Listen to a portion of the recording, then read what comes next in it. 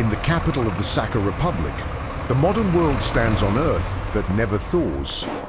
Permafrost dictates architecture, infrastructure, even imagination. Warmth must be engineered, protected, and paid for every hour. In Yakutsk, winter is not something that arrives. It is what remains.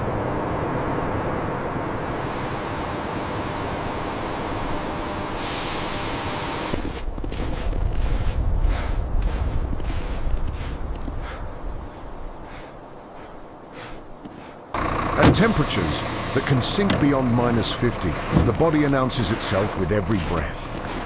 Moisture freezes, movement slows, caution becomes instinct.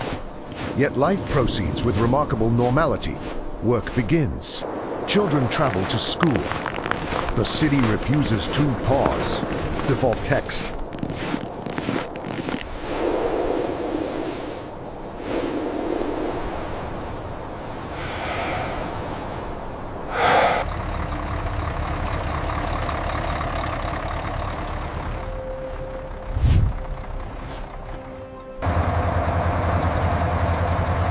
Here, machines demand vigilance. Shut an engine down too long, and the cold may claim it entirely. Oil thickens, batteries weaken, rubber fractures.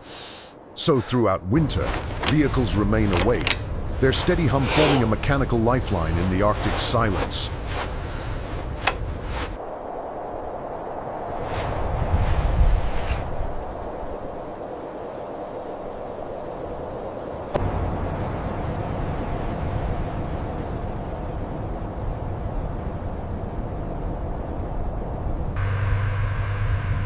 Winter reshapes the land.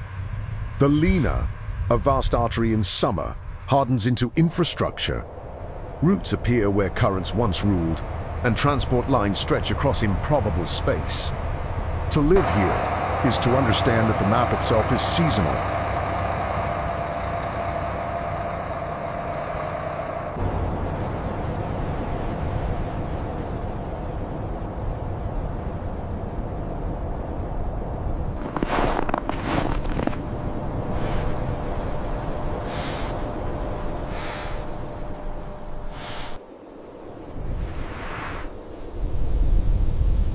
Beyond the boundary of settlement, Yakutia reveals its authority.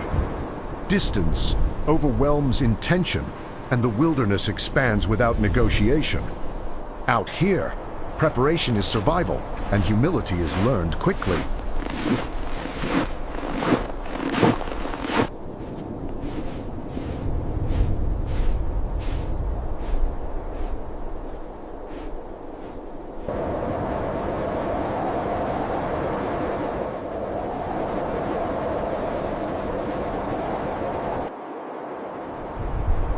Beyond Yakutsk, infrastructure thins rapidly. Roads stretch into forest measured not in kilometers, but in commitment. Each kilometer outward reduces convenience and increases dependence on preparation. Here, remoteness is not accidental. It is the defining condition.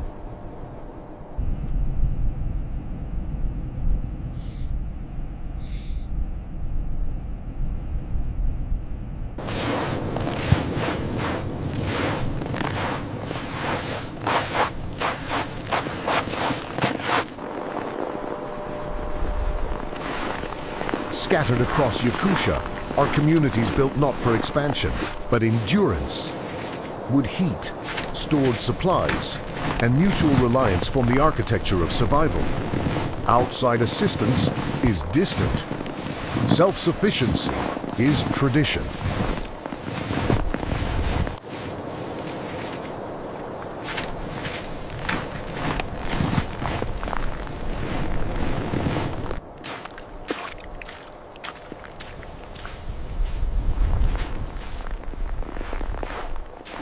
For villages along the Lena, winter both connects and confines. The river opens travel routes, yet reinforces exposure. With little shelter from wind and enormous distances between neighbors, life here balances mobility with vulnerability.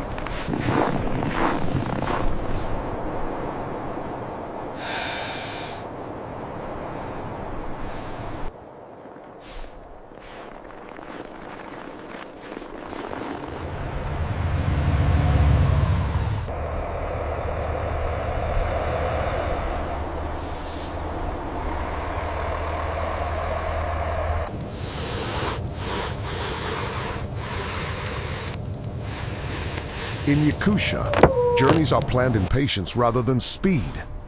Weather may close paths without warning, and help can lie hundreds of kilometers away. To travel here is to accept uncertainty as a companion.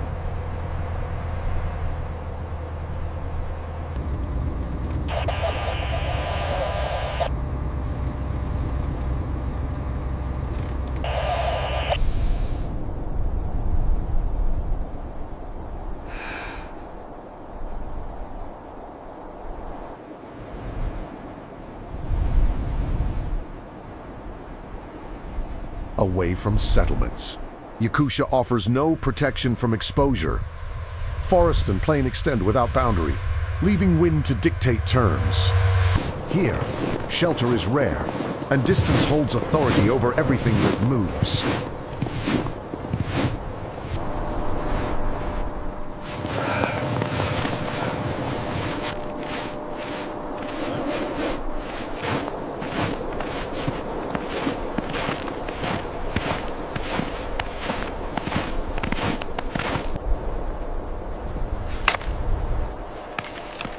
Beneath the snow lies ground locked in cold for thousands of years.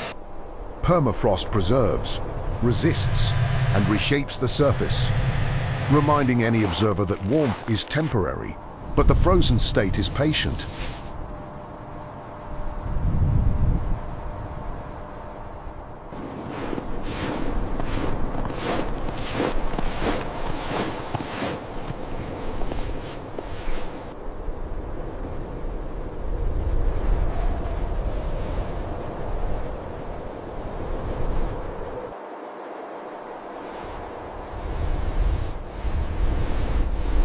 In vast exposure, sound becomes presence.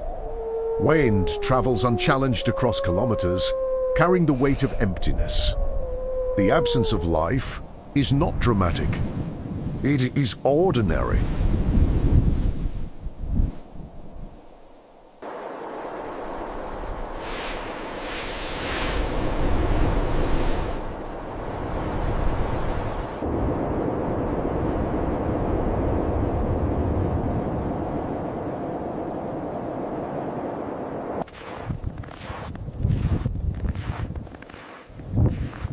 As day declines, the Arctic wastes no time in retreating from light.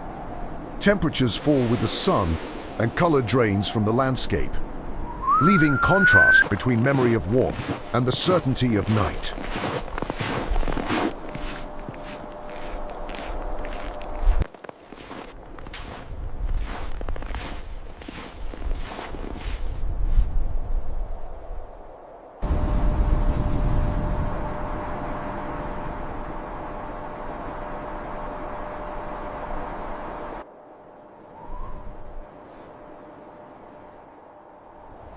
Night in Yakutia is not merely darkness.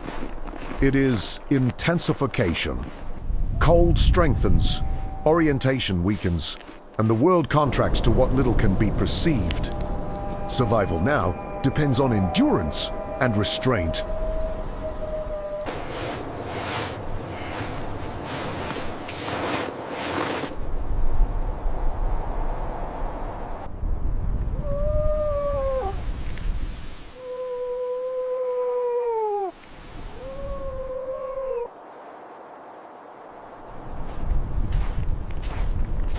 Structures here are measured against winters, not years. Wood bends, metal contracts, paint fades beneath repetition of cold. Each mark records persistence. Even the brief passage of someone stepping outside becomes temporary, already surrendering to the wind.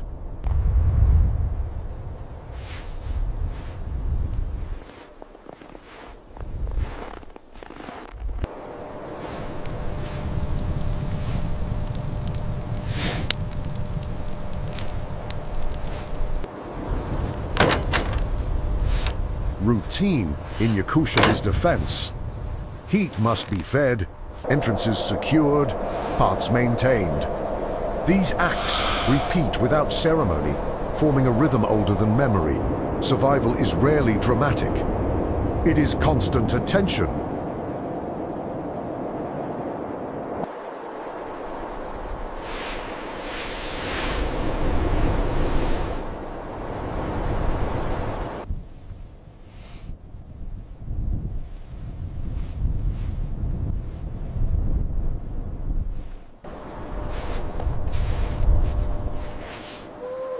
Even at rest, movement prepares itself. Vehicles idle through the longest hours, preserving the possibility of departure. In this land, readiness is security, and tomorrow depends on what remains alive tonight.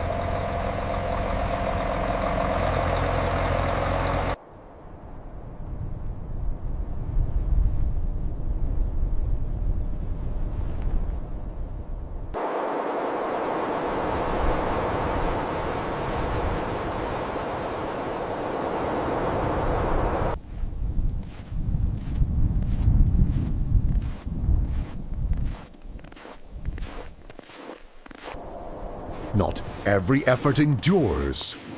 Across the territory, traces of earlier attempts at permanence fade beneath accumulation. Yakutia accepts ambition, but it keeps ownership of time.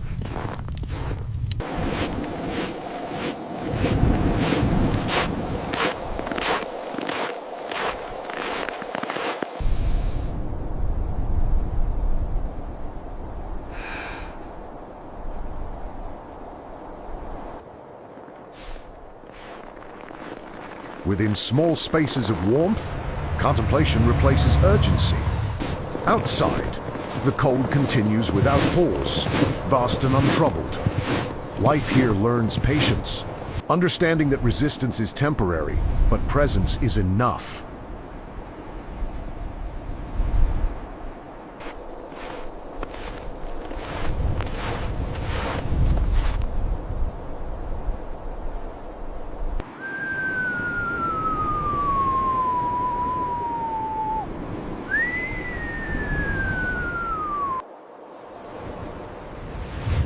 Beyond settlements and routines, Yakutia restores its full presence. Forests stretch without interruption, plains breathe beneath snow, and the land exists entirely on its own terms. Human absence is not loss here, it's balance.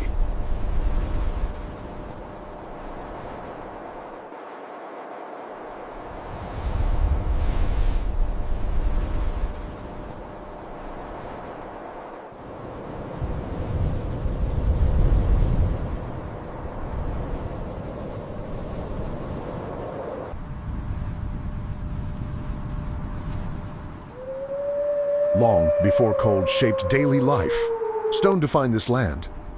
The Lena pillars stand unchanged by seasons, indifferent to temperature, witnesses to time beyond measurement. Here, endurance is not learned, it is inherent.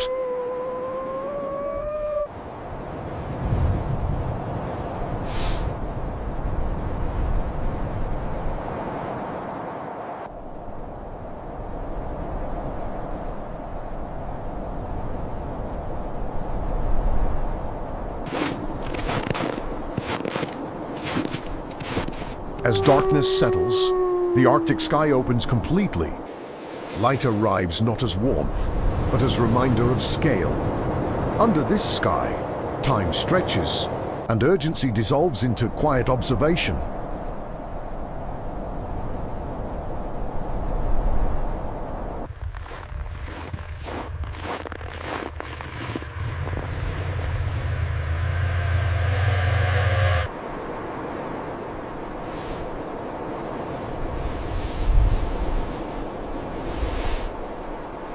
Yakutia does not invite conquest or comfort. It offers presence. Cold persists, distance remains. And life, when it appeals, adapts without protest. In the end, acceptance is not surrender. It is understanding where humanity stands, small, temporary, and allowed.